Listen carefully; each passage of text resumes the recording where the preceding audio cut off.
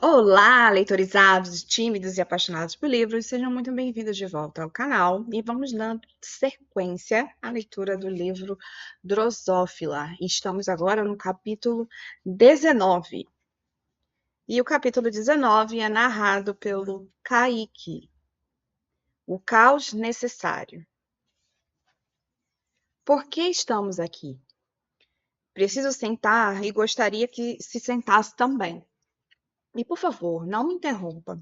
Vou te contar uma história triste e, bem, não quero ficar olhando para cima por tanto tempo. Meu pescoço não aguentaria nessa idade. Estou velha, assim como os meus medos. E você já é um homem e pode entender melhor e decidir o que fazer com isso. Sentei ao seu lado e segurei carinhosamente em suas mãos. É uma história curta, mas tenho certeza de que pode mudar a forma como você me vê. Pode inclusive deixar de me amar. Ri e disse em tom irônico: "O que a senhora fez de tão grave, mocinha?" Ela agitou a mão no ar para que eu ficasse em silêncio. Tentei controlar o riso por achar que seria um assunto leviano, assim como todos os outros se transformaram quando ela dizia que precisava conversar a sério. Sei que você quer rir e que provavelmente me fará perguntas no meio da história, mas se contenha. Não sei se vou conseguir outra oportunidade, disse. Prometo. Depois fiquei em silêncio e olhando em seus olhos. Ela seguiu. Bem, você sabe que os seus pais morreram em um acidente de carro, mas a causa do acidente eu nunca te contei. Foi minha culpa. Eu sinto muito. Olhei e esperei ela continuar, ainda descrente com aquela informação, mas não disse nada. Não queria interromper, como havia prometido. Recordo que estava em um surto psicótico. Algumas imagens são claras e outras não. Eu não tomava banho há algum tempo, mesmo tomando a medicação. Achava que estava bem e que os outros estavam me evitando porque não gostavam de mim. Percebo hoje que era por causa do meu cheiro. Bem, foi o que me contaram depois. Você estava com sua mãe no banco traseiro do carro. Era mais um dia chuvoso. O carro do seu pai, um autômato, não estava recarregado para sair. Então, Samir resolveu pegar o carro de Enzo, esposo, à época já falecido da sua bisavó, Lia. O carro era antigo, tinha segurança controlada por inteligência artificial, mas era um programa que ainda demandava a ação do motorista, de observar, entender e comandar a ação no carro. Eu estava no banco ao lado do motorista e atrás de mim estava você. Sua mãe parecia aflita e olhava para mim várias vezes. Não sei se era real ou não, mas sentia que ela estava com medo de que eu pudesse fazer, do que eu pudesse fazer. Com medo do que eu pudesse fazer com o Samir estando tão perto dele, no banco da frente. Quando vi uma drosófila, ela estava voando bem próximo do meu nariz, na altura dos meus olhos. Tentei segurá-la entre minhas mãos. Ela pousou na palma da minha mão direita e fiquei admirando todas as partes dela, as patas, o corpo e as asas. Tão pequena. Ela voou na direção do meu olho direito. Apertei meus olhos e esfreguei-os para tirá-la de lá, mas ela não saía. Quando meu olho esquerdo olhou em direção a Samir, vi várias delas na direção dele. Eu queria protegê-lo delas. Se alguma entrasse no seu olho, iríamos morrer. Fui para cima de Samir e passei várias vezes minhas mãos em seu rosto, mas elas eram muitas, muitas, e só aumentavam em quantidade. E aí conseguia ver minha tia ofegante ao contar a história. E aí, o carro capotou? Foi isso? Ela me olhou com um olhar vazio e temoroso. Ela finalizou. Sim, foi isso. Abracei ela carinhosamente e gentilmente. Disse: Pronto, agora você está livre. Ela virou seu rosto com pouca expressão, mas eu sabia que ela estava surpresa pelos seus olhos. Tia, eu tive duas mães e um pai. Uma mãe e um pai que me contavam serem as minhas memórias. E uma mãe com quem eu vivia as minhas memórias. E os três vieram da senhora. Se eu te falar que foi somente um acidente e dizer que não tem culpa, não irá acreditar em mim. Muito menos se eu te disse que não há nada para perdoar. Se eu te disser que não há nada para perdoar. Então, digo apenas, eu te perdoo e obrigado. Saiba que seu castigo é me aguentar até o fim dos seus dias, certo? Ela disse discretamente. Você é o sobrinho mais idiota que eu tenho. Naquele momento poderia gargalhar o quanto eu quisesse. Alguns meses depois, tive que pegar a estrada para voltar ao Ibaí. Minha tia Abby estava internada com SARS-CoV-7. Sabia que ela não tinha muito tempo de vida, pois esta era a variação mais agressiva e não contagiosa. O vírus tinha um comportamento kamikaze, e a sua existência era decorrente de uma mutação direta entre um vírus e células cancerígenas inativadas. E como minha tia teve câncer anteriormente, ela tinha menos de 7 dias de vida. As células cancerígenas iriam se espalhar e se multiplicar na mesma velocidade do vírus por todos os órgãos. E, pelos exames, já haviam se passado 3 dias. Era uma condição relativamente comum de ocorrer, pois havia sido encontrada uma forma de controle da evolução do câncer. Mas o tratamento de controle não conseguia mais acompanhar a multiplicação acelerada das células cancerígenas no caso dessa variante. Fui pesquisando no caminho o que podia sobre a doença, enquanto o autômato seguia na velocidade segura da via. Era mais seguro, porém mais torturante. Parecia que a velocidade não era suficiente, ou pelo menos não suficiente para acompanhar a minha ansiedade, que se tornava crescente a cada leitura sobre o prognóstico da minha vida, da minha tia.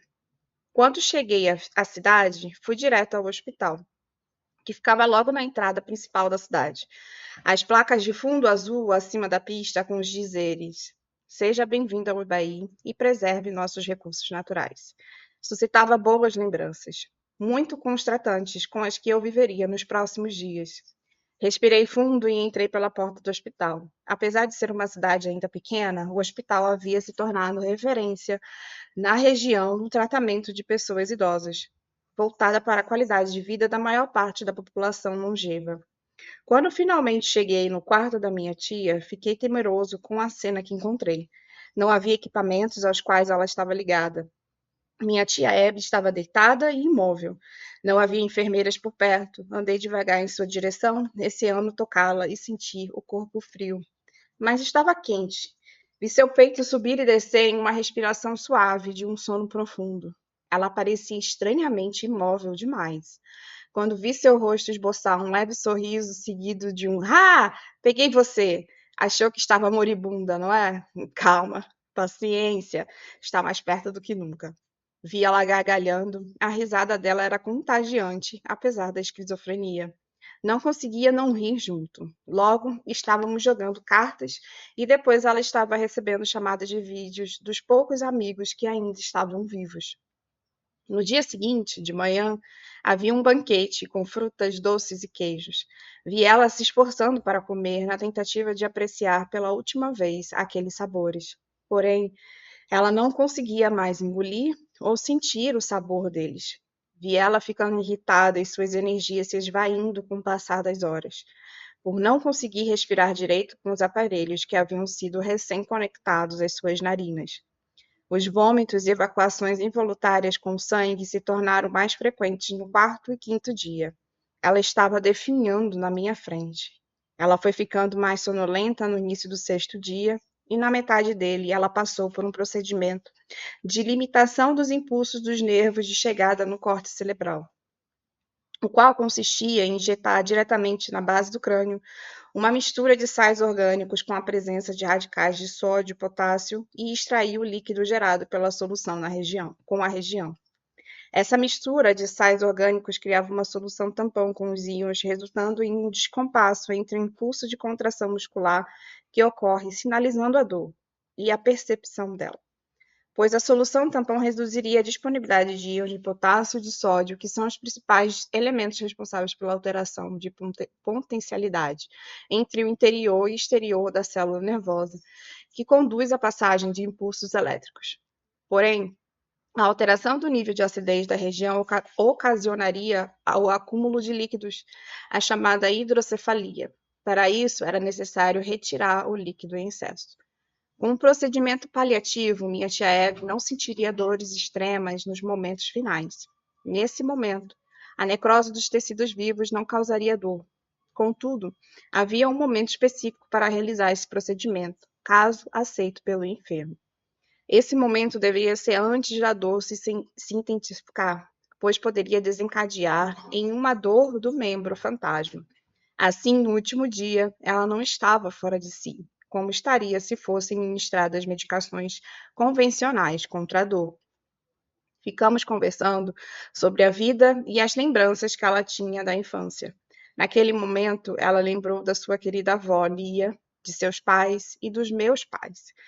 Minha tia falou mais uma vez sobre o ciclo da vida, mas tinha a percepção de que ela havia encontrado a serenidade da aceitação do momento, especialmente quando tentava deixar a situação leve, leve como deveria ser, como se fôssemos uma singela parte da imensidão que existia à nossa volta. Se eu dissesse para qualquer um que estamos aqui para entrar em equilíbrio com o meio, isso soaria, no mínimo, infantil e óbvio. Mas acreditava que era exatamente isso. Não havia um plano maior onde seríamos protagonistas da história. Na verdade, éramos protagonistas num plano menor, muitíssimo pequeno. E que o plano maior sempre foi mais simplório e evidente do que queríamos acreditar. Vivemos anos ou segundos somente para chegarmos ao mesmo lugar, para compreendermos que a individualidade era a fragmentação, que a individualidade era um plano menor, que estávamos apenas na fase intermediária de todo o processo de equilíbrio. O nível de entropia do ambiente em que vivemos e o do nosso corpo era somente intermediário, onde era possível a vida como conhecíamos. Queríamos realmente chegar ao objetivo da vida, que era simplesmente a ausência dela, o equilíbrio. O equilíbrio de si com o meio. Entretanto, ao longo da vida humana, as ações se tornavam antagônicas, pois tendíamos naturalmente ao atingimento do objetivo da vida, mas tentamos a todo custo frear a chegada do fim. Com essa percepção, ficava mais evidente do que nunca que estamos aqui como parte do processo natural de tendência de todas as coisas. Entrar em equilíbrio com o meio no qual estamos inseridos, tornando-se um só. E esse meio entrar em equilíbrio com outro meio adjacente, e outro meio, e mais outro, e outro, em uma sucessão infinita de equilíbrios, nos quais cada novo equilíbrio gera desequilíbrio com o meio anterior.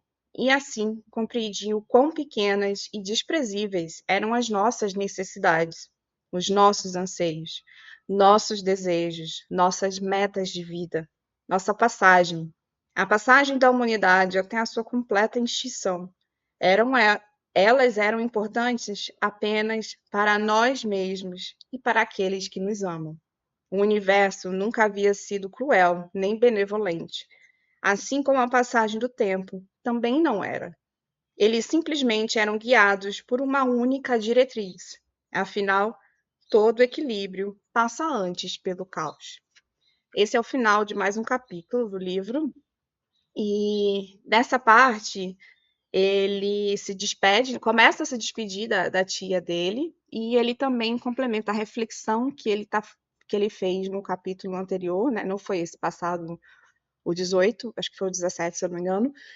E eu vou deixar aqui no card, o capítulo 17, e que ele complementa, dá essa sequência aos seus questionamentos em relação mais filosófica, né, pela vida e de como essa pesquisa dele em relação ao universo, em relação aos grandes pensadores e a sua relação com a entropia que ele começa a questionar, que depois mais para frente vai surgir, né, a teoria dele para a finalização do curso dele de doutorado em física quântica. Então é isso, muito obrigado por mais uma vez estar aqui me acompanhando na leitura, que está chegando ao final do livro. E não se esquece de deixar o seu like, ativar o sininho e toda segunda-feira mais uma leitura de um novo capítulo, uma nova história. Até a próxima. Tchau, tchau.